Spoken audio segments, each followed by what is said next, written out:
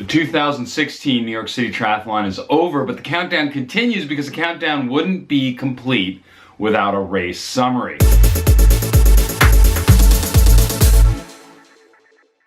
Basically, I'm just going to tell you a little story of what I did on July 24th. 4 in the morning, rolled out of bed, starting out to be a gorgeous day, if you consider hot, humid, and windy gorgeous. So we walked from the hotel to the transition area. It was probably, 4 or 5 blocks. Got everything set up in transition. I had paced off everything the day before, so I knew how far it was from swim entrance to bike entrance and to my bike. Some people will come out of the swim and they'll run into the transition area, and then they're like, uh-oh, where's my bike? They'll run up and then they'll run back, and then they'll run into a rack of bikes and no, and they'll go out into another. Oh God, I don't want that to happen to me. Swim start is about a mile from the transition area. So basically I had no shoes. The bike shoes were on the bike, my running shoes were in transition. So I walked a mile barefoot, and I knew this was I knew this was coming. So, I mean, if my feet got sore, it was my own fault. I was leaning against one of these crowd control gates where everybody's walking by as they're going to the pier to jump in. And I hear, "Hey, LG!" And I look over, and it's Laurel from who I met on the Pathetic Triathletes Facebook page. She was looking good, she was looking ready. And Laurel, if you're watching, I hope you had a good race. When they started that race at 6 a.m., there was one heck of a fast current. By the time I got in an hour later, I was 20 minutes. So the current had slowed down, but at least it didn't stop. I'm all about transition. I want the fastest transition times. And so I just hauled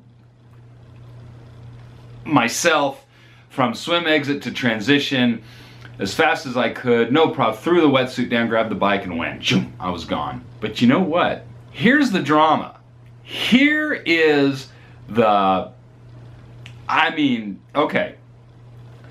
The gears on my bike were messed up. I was stuck to about 4 gears in the back, the 4 highest gears in the back on the rear wheel. And the only relief I could get, and that's hard to push, and the only relief I could get going up a hill was by moving into the small chain ring on the front. But I had a pretty good bike ride. I averaged 20 miles an hour. I think at one point I got 41 miles an hour down there. That was great. The run, every race I ever do, if there's a weak point, it's the run. I'm just not a runner. Look at these calves. Look at these things, right? They're huge. I mean, they're really big. Some people look at me and they go, "Wow, you must be an awesome runner. Look at those calves." I'm like, no. What? No. No. Look at the Olympics. The Olympics are coming up in a couple of weeks. Look at the Olympics. Who are the fastest runners? Look at the marathon. Who are the fastest runners? The Ethiopians and the Nigerians with the skinny little legs. You wonder how, yeah, as painful as it was, as horrible as it was, the run's just hard, And it was fun because I love running down the middle of 72nd Street to Central Park. Within a quarter of a mile, my quads started cramping. And usually a cramp is like this. Mine was like this. On both legs. But there were a lot of people around me walking. I would pass a few people. A lot of people passed me. So it wasn't terrible, horrible, awful type of a run, but it was a painful run. And in that last half mile, the cramps started coming back again. Fences on either side of you as you come into the finish chute, and then the finish line is right at the end of that. On either side of that finish chute, on either side of that fence, there's people, a lot of spectators, like screaming like they knew me, like I was Donald Trump at a Donald Trump rally. Thank God I'm neither. But like some euphoria, they were going crazy and I loved it. And I noticed that people do that at all these races. But apparently my friends Sammy and Charlie and some others were sitting off to the side.